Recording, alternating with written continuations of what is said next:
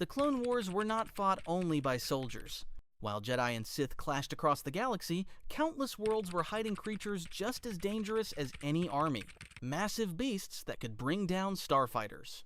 Ancient predators lurking in the shadows of distant planets. And monsters so powerful that even battle-hardened clones struggled to survive them. Some of these creatures were wild forces of nature. Others were weapons used during the war itself. But all of them turned the battlefields of the Clone Wars into something far more terrifying. So today, we're uncovering every creature that appeared during the Clone Wars, and the incredible lore behind them. The Clone Wars were fought across hundreds of worlds. From frozen planets to deep oceans, from crowded cities to ancient jungles, the conflict between the Republic and the Separatists spread across nearly every corner of the galaxy. Armies clashed. Starships battled in orbit. Entire planets became war zones overnight. But while the Jedi and the Sith fought for control of the galaxy, something else was happening on those worlds. The war was disturbing ecosystems that had existed for thousands of years. Ancient creatures that had lived quietly on distant planets suddenly found themselves surrounded by armies, starships, and explosions. And sometimes, those creatures reacted in ways neither side of the war expected. One of the first examples of this comes from the desert world of Geonosis. The planet is known for its massive factories and insect-like Geonosian population, but hidden beneath the sands are creatures that existed long before the Clone Wars ever began. One of the most terrifying of these creatures is the Acklay. The Acklay is a towering predator with 6 powerful limbs and razor-sharp claws. Its body is covered in thick armor-like plating that protects it from attacks, making it extremely difficult to injure even with advanced weapons. When we see the Acklay unleashed in the Geonosian arena, it immediately proves how dangerous it truly is. Its massive claws slice through the arena floor as it charges toward its prey, moving with surprising speed for such a huge creature. But the arena fight only reveals a small glimpse of the Acklay's true nature. In the wild, these creatures dominate their ecosystems as apex predators. Their armored bodies protect them from most attacks, while their strength allows them to overpower nearly any creature they encounter. Even Jedi have difficulty facing an Acklay in direct combat. What makes the Acklay especially dangerous is its aggression. Once it locks onto a target, it rarely stops until the fight is finished. This is exactly why the Geonosians used it in their arena games.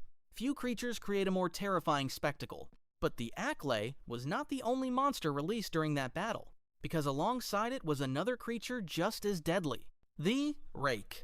At first glance, the Reek looks almost like a massive armored beast of burden. Its thick hide and heavy body give it the appearance of a creature built for strength rather than speed. But appearances can be deceptive.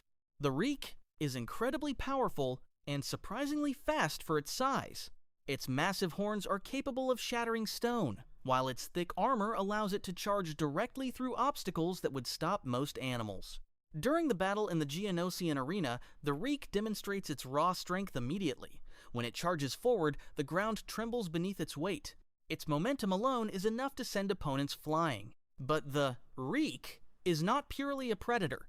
In its natural environment, it behaves more like a territorial herbivore, attacking anything that threatens its space. This combination of strength and aggression makes it extremely dangerous when provoked. Even experienced fighters must stay alert when facing a creature like the Reek, because once it begins charging, stopping it becomes nearly impossible. But the final monster of the Geonosian arena battle reveals something even more terrifying.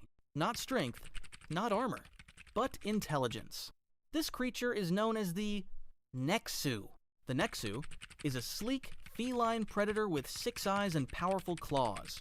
Unlike the massive Acklay or the unstoppable Reek, the Nexu relies on agility and precision.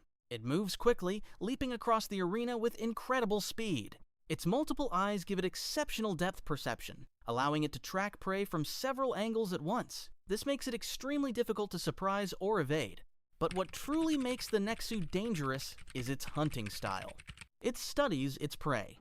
Instead of charging blindly like the Reek, the Nexu circles its target, waiting for the perfect moment to strike.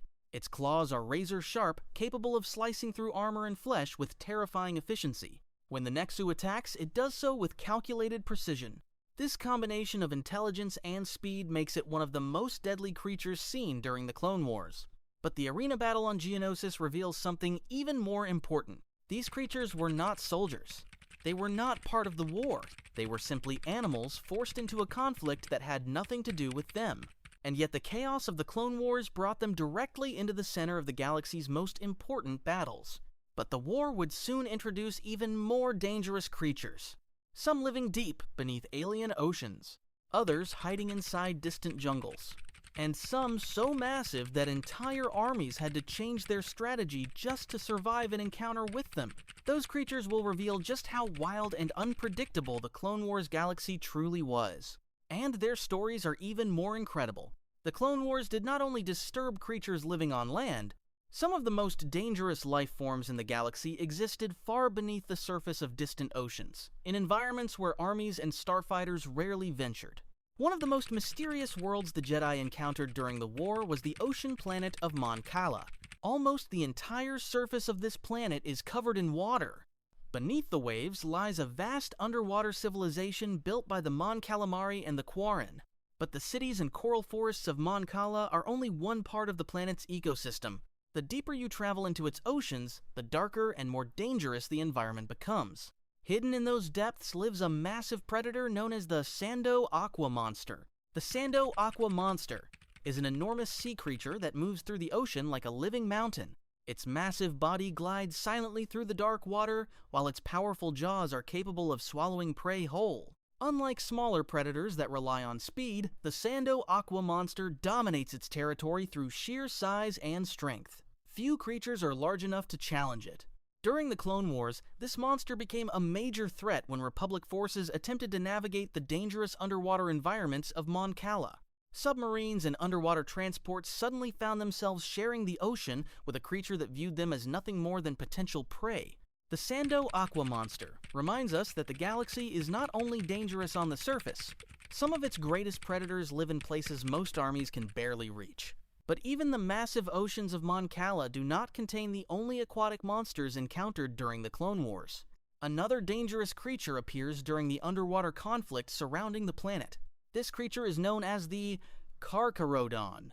The Karkarodon is a massive shark-like predator that patrols the deeper ocean regions of Mon Cala. Its sleek body allows it to move quickly through the water, while its rows of sharp teeth make it a terrifying hunter.